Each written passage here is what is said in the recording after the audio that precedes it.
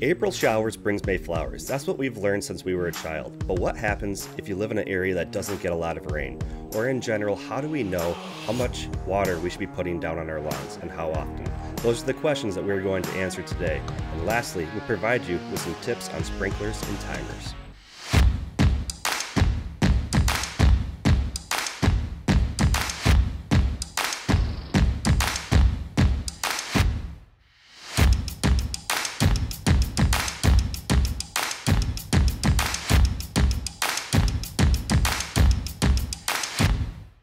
Hello everybody and welcome back to another episode of the Lawn Feed. Thank you for tuning in.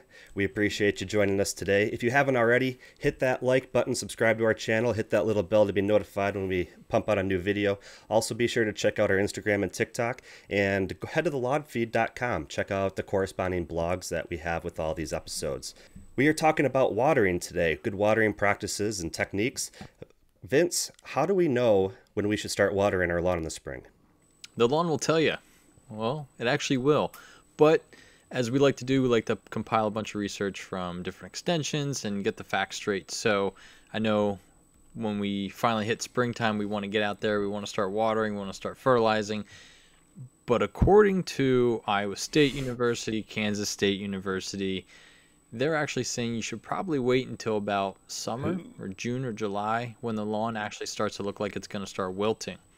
Penn State Extension also agrees with that, which I'm guilty of watering way before that because I think that, oh no, I didn't have rain this past week. Let's go hit it with a half an inch of water. So for watering when the lawn looks like it needs water, what does that exactly look like?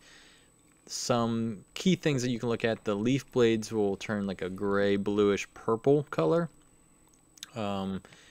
Your footprints, if you're walking in it or you're standing in it and you step up, the leaf blades will actually stay down a little bit longer. If there's water in the leaf blade, they pop back up.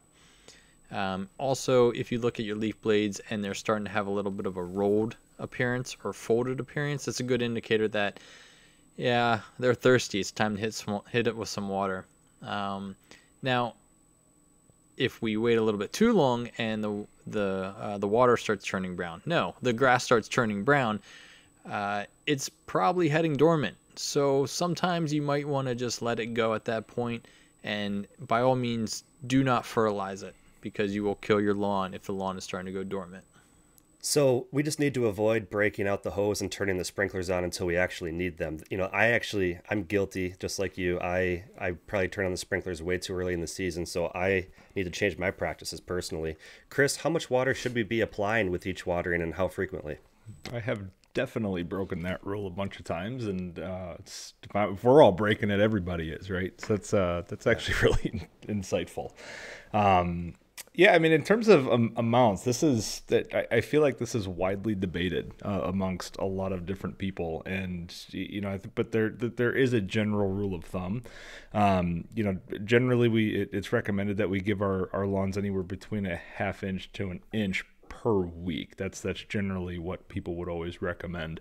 Obviously, there's a lot of variables to that, but if it rains, we should understand how much it actually rained and how much we've actually received, and that's tracked by either the rain gauge or just your local weather station and things like that, and then we would just subtract that and find that variance or that gap, right? Some weeks, if you've got a bunch of rain like we've had this week, you don't need to water at all. Right, so it really just depends. And it brings kind of that to the next point that I think all of us struggled with at some point along our journey is how many inches of water do we know that we're putting down? So you turn your irrigation on or you turn your sprinklers on, right? How much is actually coming out? And again, a lot of variables in terms of, what type of equipment you have, how much water is coming out of the heads that you have and things of that nature.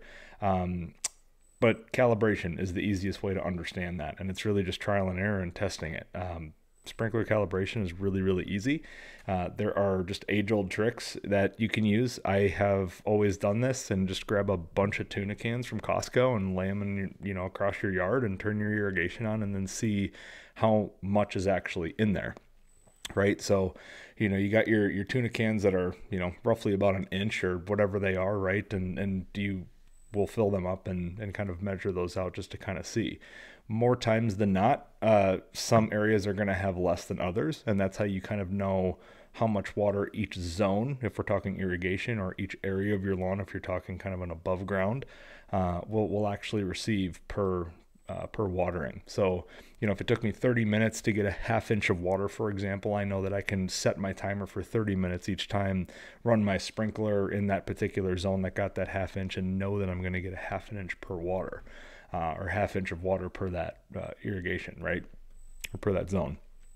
The next is really how often. And again, got to remember, how much we're actually getting, and then if there's rain and all of those different variables that I just listed. But established grass, so the overwhelming majority of our lawns having established grass, we want to water deep and infrequent, which we're all probably used to as lawn dads, right? But we want those grass roots to search for water, and then that will allow them to grow deep into the soil. Shallow watering. So if we just do shallow watering all the time, like every day or every other day type of thing, that promotes shallow root development, which will in turn really, really give you problems when the weather turns and gets hot, and when droughts start happening and things like that. It's just not good. The other two things are kind of pillars to this. There's the established grass, which we just talked about, but then there's new grass, and two forms of that is either going to be seed or via sod. With seed, you want to water that daily. Really, you just want to keep that thing moist, right? 3 to 4 times a day, enough to keep that bed, that seed bed moist, but not like drowning. We don't want to drown the seed, and really just kill that off, right? The soil should be wet 1 to 2 inches down. Once the seedlings reach 1 to 2 inches in growth, that's when we can kind of cut back on that watering, right? Once the seed has been mowed 2 to 3 times, that's when we move to that. It's not established grass, but that's when we kind of move to that deep and infrequent. Right? We still got to be careful with it. We still got to be careful with the traction and all of those types of things. But that's when we would kind of graduate to that established grass rules. Then with new sod, really it's just a matter of keeping that wet. Water 1 to 2 times a day. Start watering as soon as that thing gets laid down.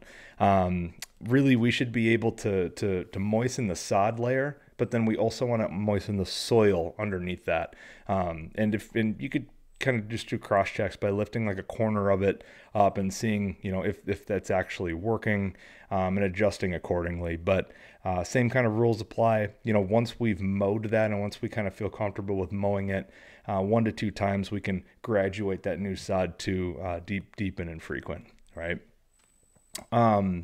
And then it's all about timing, right? I think that there are absolutely right and wrong times to water your lawn. And this is really going to be kind of dependent on the area that you're in, but it's all really the same. When your area gets hot, when the hottest times of the day are.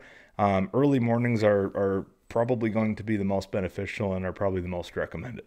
Kind of that overnight period, right? Where watering later in the day, and what we mean by that is like post 10 a.m., like that 10 a.m. to 2 p.m., 3 p.m., really when the weather's hot. You're going to do a lot more damage than you are good if you're watering there. So in the evening, the chances of evaporation decrease because of the sunlight and the heat coming out of it. The best way to do it is just to get a timer that hooks up to your hose, program it, cancel the watering when it rains, those types of things, and just kind of go into the forecast. There's a lot of different, I've got a ratio I'm actually pumped up about trying this year for the first time for my in-ground, and I'm anxious to kind of understand the workings of it and understand how to like kind of water smarter, if you would, because I think I've fallen victim to that in years previous. This is a really interesting topic, and I've learned a lot over the course of the past year, so there's a lot you can do wrong. Definitely. Well, you kind of just touched on, I was going to ask you what if you actually had underground sprinkling at your house, but that just answers my question. I also have underground sprinkling, and last year I got a Wi-Fi setup, and I love the Wi-Fi setup, and I actually have it linked to a weather station directly at my house, and it tells me how much rain I've gotten directly on the app, kind of dials things in really, really nicely. Vince, I'm not sure if you have underground. I think you did some DIY stuff, but why don't you briefly touch on that? And also, let's talk about what kind of sprinklers are out there. Yeah, I did a DIY irrigation last year. So I have in-ground in the front, but then in the back, I basically water as needed. Once it starts getting that bluish haze, I hit it with some water and let it do its thing. But different sprinkler types. We have impact sprinklers, rotary head sprinklers, oscillating sprinklers. There's many, many more, but those are kind of the three most popular ones. Your impact sprinklers are ones that shoot out of water with a pulsating action. There's a paddle, a screw, you can adjust it, and it disperses. It breaks up the stream and disperses it evenly. The rotary head, these are most commonly seen in irrigation systems. You can buy these, even if you don't have an irrigation system. You can hook them up to a ground spike or a little sled and use them above ground. That's what I do. That's what I do in my backyard. I have a couple yard spikes and hook them up to a hose and get good coverage with those. There's a little screw in there that you can change the flow, so you can have like a solid jet stream, or you can have more of a fine mist if you're doing a smaller area. They're pretty great. I enjoy using those. There was a big upgrade from the impact sprinklers. I always felt like those ones were breaking on me. Lastly, the oscillating one. They deliver. They're the ones that do the rainbow pattern. It's the rectangular pattern, the ones that the kids and dog always plays in. They disperse more water at the actual sprinkler head, so it's difficult to achieve a good even water pattern. Wind, if any wind is occurring, it's going to blow the stream elsewhere. So not the best for lawn care, maybe for a garden or something for a quick wet down, but your rotary or your impact are probably your best bet. Then the slip and slide, right? In the little kiddie pool for sure. Yep. Hey, one thing I quickly want to touch on, we're kind of talking about how we don't want to water until it's almost summertime, but it's important to make sure your underground sprinkling is ready to go ahead of time. It doesn't mean you can't turn it on, test it, get it calibrated, make sure all the heads are working, make sure you got the even coverage that you need. You don't want to be caught with your pants down when it's time to do that deep and infrequent watering. So make sure you guys are prepared. And overall, make sure you have good watering practices. You can save water, harden your grass, and be prepared for the dry times. If you found any of this beneficial, please leave a comment below. We'd love to answer, love to hear from you guys. As always, it's been a pleasure. We'll see you guys in the next episode. Bye-bye. See ya. See ya.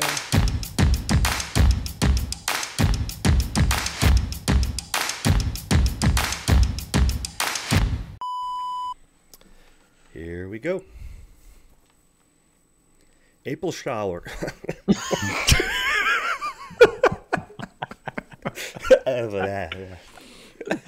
That's gotta go at the end. That's gotta go at the end. Got it.